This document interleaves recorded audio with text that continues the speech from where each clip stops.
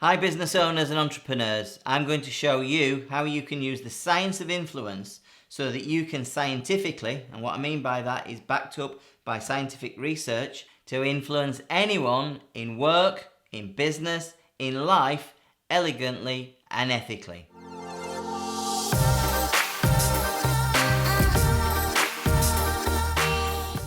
I'm Michael Brook and this is NLP for Influence. If this is your first time here and you want to be more successful more of the time at influencing and persuading, make sure you hit the subscribe button because I make videos that will do that for you every week. In today's video, we explore the principles of the science of influence, or the psychology of influence. It's not considered to be strictly NLP, but hey, it's all about influence. The Science of Influence is part of an incredible body of work by Dr. Robert Cialdini. He's a social psychologist and the world's expert on this stuff. His book is essential reading for anyone who needs to influence others. There's a link to his book in the description below. In this episode, we're going to focus on the incredibly powerful phenomenon of social proof. Watch the video right to the end because I've got an amazing tip about how you can apply social proof quickly and easily. And in the comments, please share how you've been using social proof in your everyday influencing situations. I'd love to hear.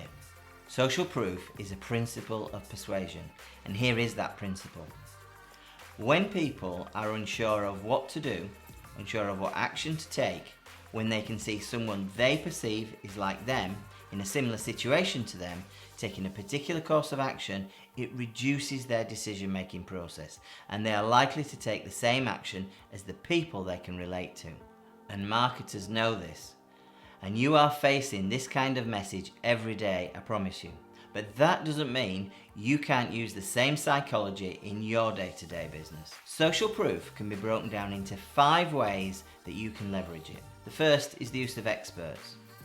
When we buy something that we're unfamiliar with, we often defer to an expert opinion. If a product has been reviewed and recommended by an expert in the relevant field, we are more likely to trust that review and think highly of the product. And here's a great example. Toothpaste companies are keen to say that the ultimate expert, the dentist, recommends their brand.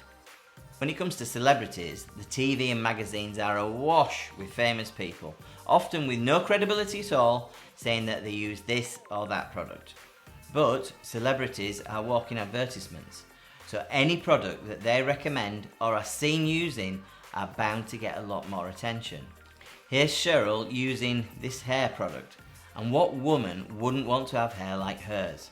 User social proof is typified for me by TripAdvisor and Trustpilot. Many people won't go on holiday, book a simple hotel or B&B, eat in a restaurant these days without consulting TripAdvisor. And most businesses strive to get good comments. Now, the wisdom of crowds, Amazon and iTunes have got this down to a fine art. Whenever you buy something, this message always seems to pop up.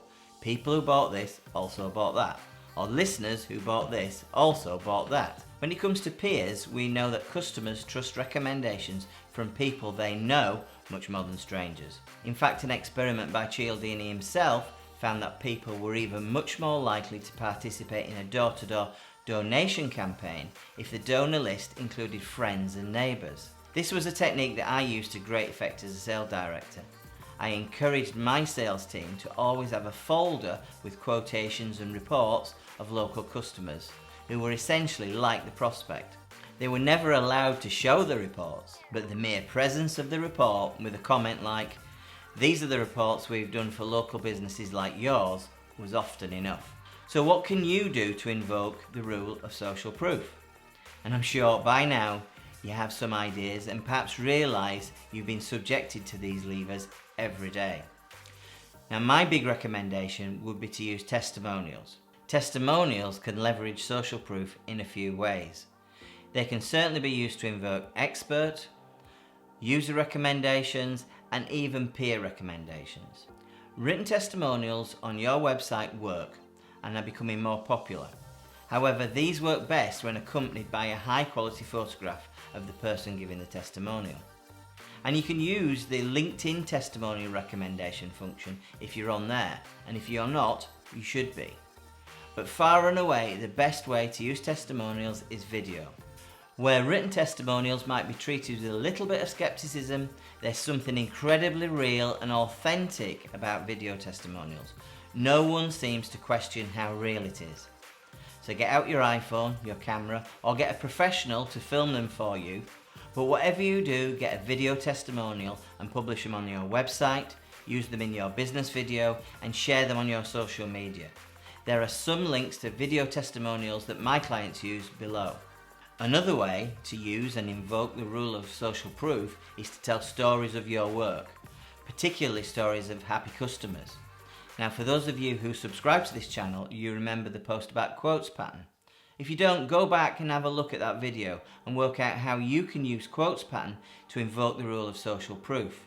You can also click on the link above to have another look at that video. It's been the most popular video so far, with more likes than any other post.